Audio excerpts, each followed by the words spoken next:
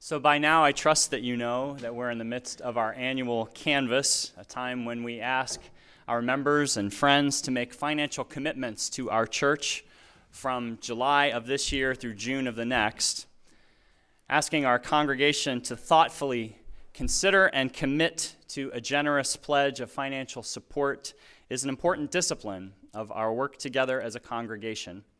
Because knowing the money that we can expect to receive during the next fiscal year enables us to effectively budget and think responsibly about our future.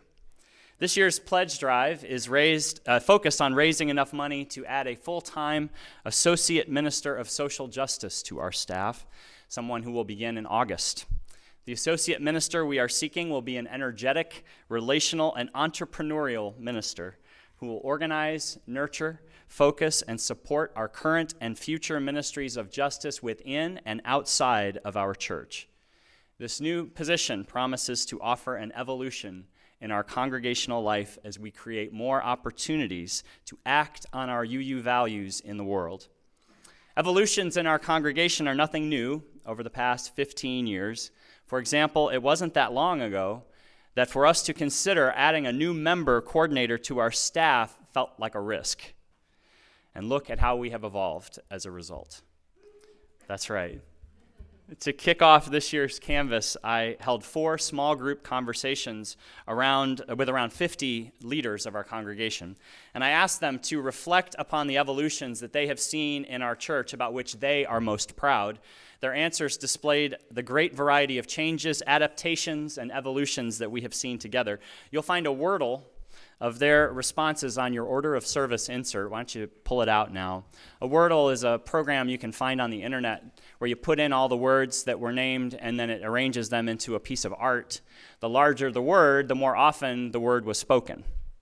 So you can kind of get a picture here as you look at this, all the different changes and things that we have endured and experienced together. It's fun to see it all. Some of the words are small, I know, but you can see the theme emerging. There have been a lot of changes in this church.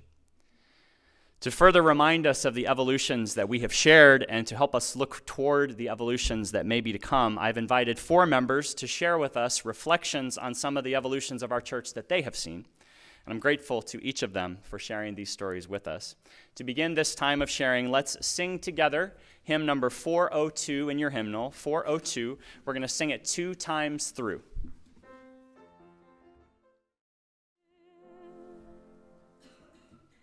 Hi, my name's Nikki Keller. Evolve, to change, to grow something more complex, more advanced, in response to the present. The thing about evolution is that it is inevitable.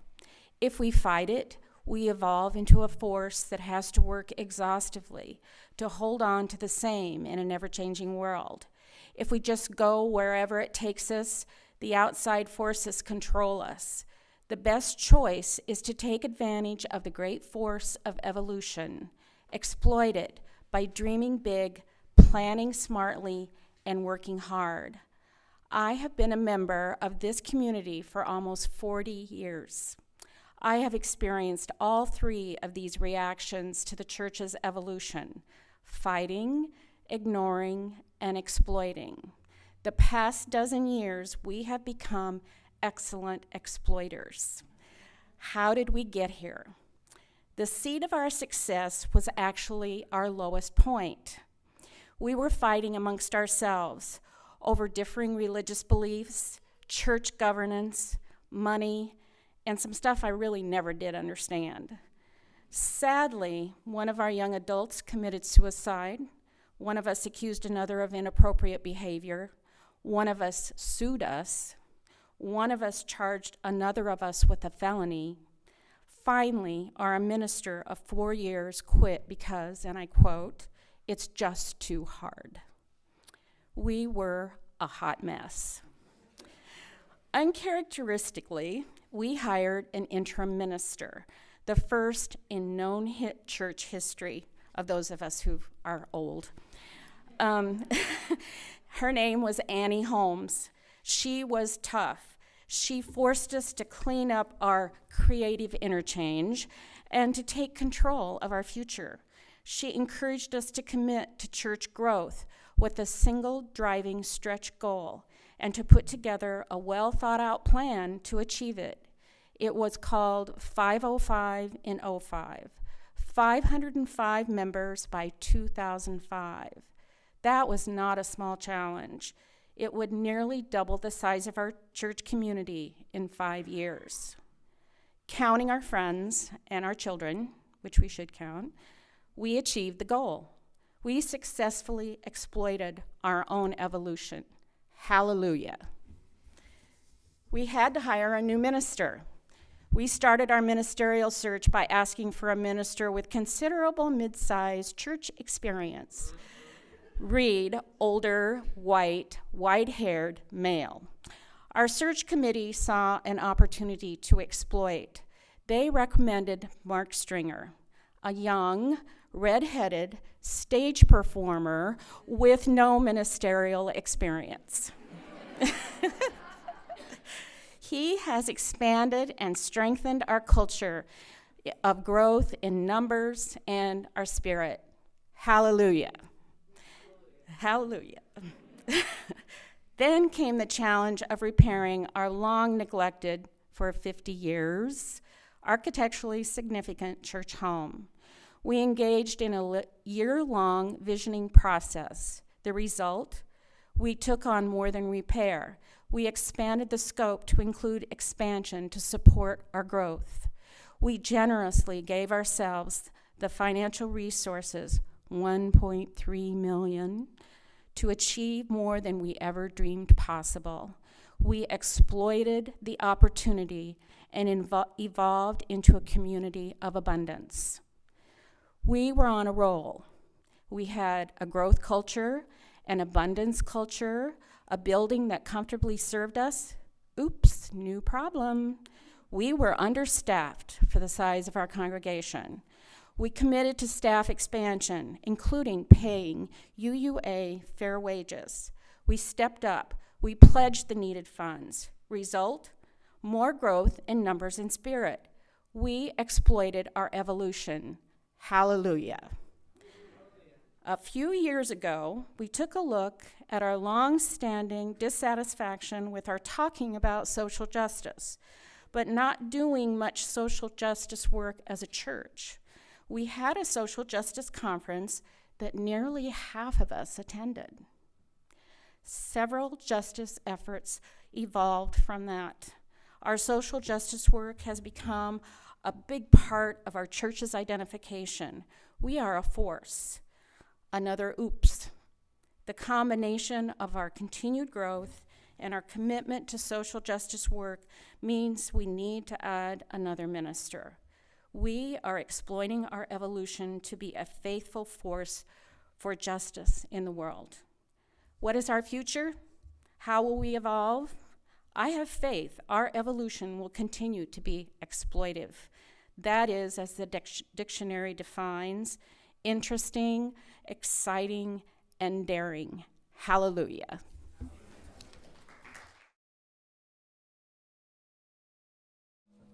Hi, I'm Bill Paxson. When I joined the church more than 20 years ago, we were, by and large, a do-it-yourself church. Yes, we employed a staff, but nothing like we do today. Besides our minister, we had a church secretary and a part-time janitor. Our director of religious education was paid for only a few hours a week. Almost everything that happened in the church was done by volunteers, most often working in standing committees with monthly meetings. The church life of an active church member revolved mostly around multiple committee work. The Board of Trustees spent most of its time micromanaging and little on setting vision for the future of the church. Leaders were constantly concerned with finding new people to join committees while keeping an eye out for people who were stretched too thin. Burnout was an ever-present problem. There was no small group ministry, no Wellspring, no Soul Matters, no Wednesday night programming. We had a few adult RE offerings, but not enough to publish a booklet about them.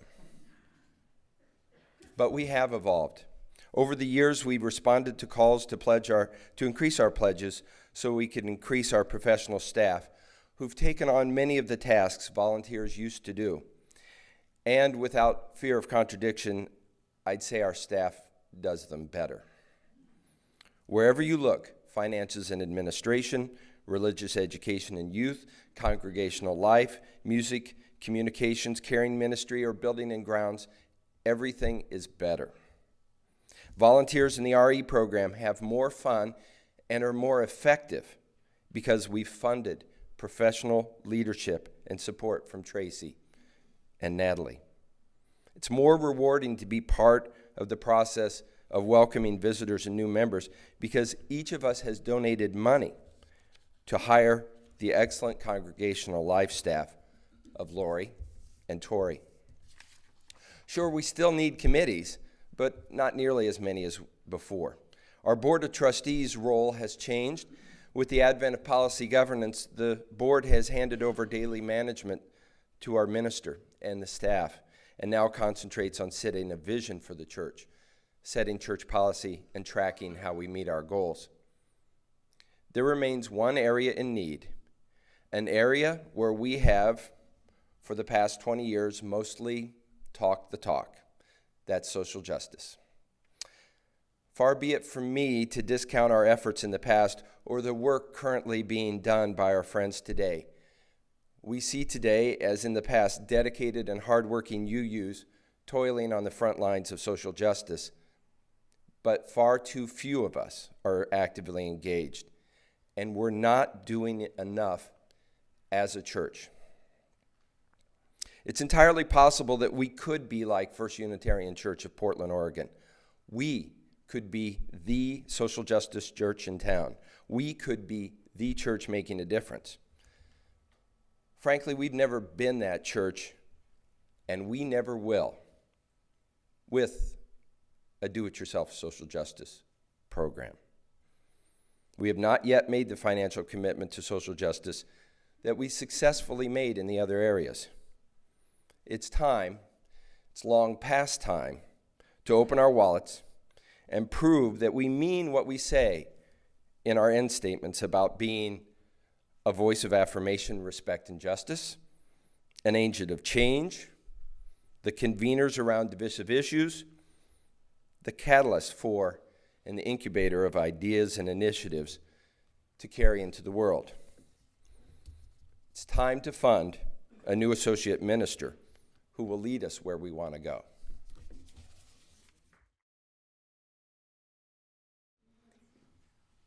When I think of evolution, I usually think of plants and animals and human beings as species, driven by an unconscious need to adapt to external environmental changes and demands. But during this month, I have been thinking more about the evolution of human community, in particular, our church community. While human communities may feel compelled to evolve as a result of external forces, we as community can and do make choices about our collective evolutions. Will we change? How will we change? When is the right time to change? In human community, these are the evolutionary conversations which guide us. I have been thinking about where we were when I first arrived at this church in 1997 with my adolescent daughter and my tiny toddler son, now 6'2". There's been a lot of evolution in those 17 years. There's no question that the church today is different than the church I first came to. In the last 17 years, we have created a community rich in connections through small groups and gatherings. We have created a community rich in religious education for children and adults. We have created a community rich in the voices of our youth and our young adults, for which I'm extremely grateful. Now, the evolutions are happening all the time, right? Every time someone joins us, if there are new people here today, you are part of today's evolution. And every time someone leaves, evolution is present. Every interaction over coffee, in a meeting, at Soul Matters, on a hospitality team. Every interaction contains an evolutionary moment. We are choosing to create First Unitarian Church, choosing our ongoing evolution here and now. Lately, my attention has been on the changes to come in our church, our workshop of common endeavor, as we call it. I see us on the verge of a new evolution as we add a second pastor whose ministry will focus on our voice in the wider community. Serving on the associate minister hiring team has meant that I have become hip deep in thinking about what a second minister will mean. Thinking what it might bring to us, both those of us inside the church, our friends, our members, our staff, but also what it might mean to the wider community of Central Iowa. We don't know what those possibilities are, but I invite you to begin imagining them with me. Now, I'm a person who is by nature very energized by change, very energized by change. But my guess is that for some people in the room, these evolutions might not feel so exciting. That for some of us, change in our church might feel difficult and even a little unnerving. But remember, we are in the workshop together. Those who welcome change and those whose strength comes from reminding us of our history. I want to be in the workshop with all of you, building this church, evolving this church into what we might become. Thank you.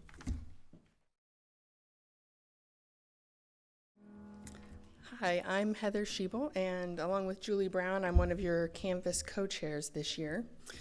When I was pregnant with Clark and Gabe was 3 years old, I started to yearn for a community to raise my family in. Our neighborhood just wasn't the community I was looking for. I was talking to a friend and reminiscing about my childhood growing up at Plymouth Church. I told her I wanted that for my kids. I wanted church friends for them as a safe refuge from school friends when they needed one. I wanted friends where the relationship was family-wide.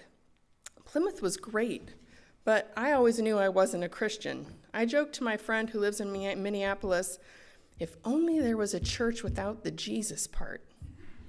She told me to find out if there was a UU church. It might be the perfect thing for me. So I Googled it. And I found First Unitarian Des Moines. We liked the church instantly, and we joined within 3 months. Then Clark was born. Once Clark was old enough I felt he could last an hour without me, I went downstairs to put him in childcare. The lights in the nursery were off. Having to track someone down to take care of my infant son did not inspire confidence in me. I started to feel uneasy that this church didn't understand my family's needs, so for the next 2 years, we hired a babysitter on Sunday mornings and left the kids at home. But the church has changed over time. Paid childcare staff was added. A full-time DRE was added. An assistant was added. Classes grew, and the volunteer network grew, and my involvement grew, and my kids grew. And now, just as I dreamed they would, our kids have school friends and church friends. We have church families we vacation with. We found our community. It was a community we really needed last year when we went through Clark's battle with cancer. Our church community sat with us at the hospital during surgeries. They visited Clark in the hospital. They brought us food. They brought us gifts. And they let us walk into church without giving us what Rob and I deemed cancer face. It's that's exhausting, really. People at school, we were celebrities. People we didn't know wanted high fives and hugs and intimate medical details. At church, we were just the Schiebel family. Needing that refuge from school friends, it came a lot sooner than I thought it would. This year, I turned 40. No surprises out there, really? No? Nothing? All right. That's a life milestone, 40. You know, you're not playing at being a grown-up anymore when you're 40. There's no denying it. I'm a grown-up. I was reading the speech for Gabe, and he thought that was the funny line. He couldn't imagine that I didn't feel like a grown-up yet. I've had 2 reactions to turning 40. One I think is pretty typical. Deny that age affects me. So next Sunday right now, I won't be with you. I'll be running a marathon in Florida. I'll toe the line at the National Breast Cancer Marathon, and I will deny that time marches on. But the other reaction is to grab life by the reins. People in their 40s have maturity and energy, the resources and the experiences to change the world. My parents are baby boomers, and sometimes they have a problem accepting that their children are adults. But we are, and it's our turn at the wheel. The evolution for me starts with what evolution is, the next generation rising above the last and taking on the leading role. I'm proud of this community we've built together. I know it will serve my children well as they come of age. Gabriel quite literally in the next class. I have denial problems of my own. But I think we're ready for more. I want First Unitarian Church of Des Moines to be a force in our community. I want to teach my children our church stands for justice, equality, kindness, and love. I want to teach my kids to be compassionate givers in this world through action. I want to stop climate change. I want to wake people up that our world is changing right now. We need to act. I want to fight for equal rights. I want my kids to know that I believe people have inherent dignity and I'm willing to fight for that value. I want my children to know how immeasurably lucky they are to have a warm home, enough to eat, and a great education. I want to reach out to the children that don't have those things. But this time in life, as empowering as it is to be a real grown-up, is incredibly busy. The reality in my life today is that my calendar might only be free from 1 to 3 on Sunday afternoon. I'm frustrated. I don't have time to live my values more. I worry I'm not teaching my kids well enough how to be good citizens. So for me, 40 is becoming a leader in my church financially. I'm accepting the limitations of my time. I'm ready to pay my full share of a full-time social justice minister to guide our church in the actions that we believe in. I imagine a church where when my calendar is open on Tuesday from 6 to 8, maybe the church already has a planned night to cook dinner for the homeless. I just need to show up. It's all arranged. I imagine a church where Saturday morning I can show up and help revitalize the community park. If you were here in 2007, you remember the pride you felt at seeing Mark in the news for officiating the first same-sex wedding in Iowa. How might we feel if we had a full-time minister whose mission is to make those moments happen in our community? That's where I see this evolution taking us. Many more moments when I tell anyone who will listen, did you hear about that? That was my church.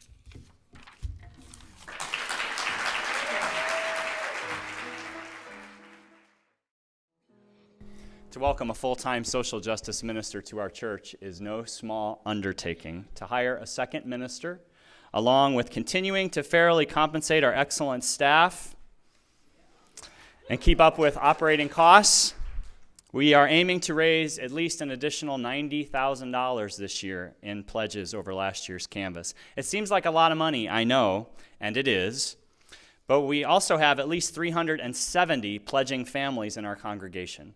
That's a lot of people to contribute toward the goal.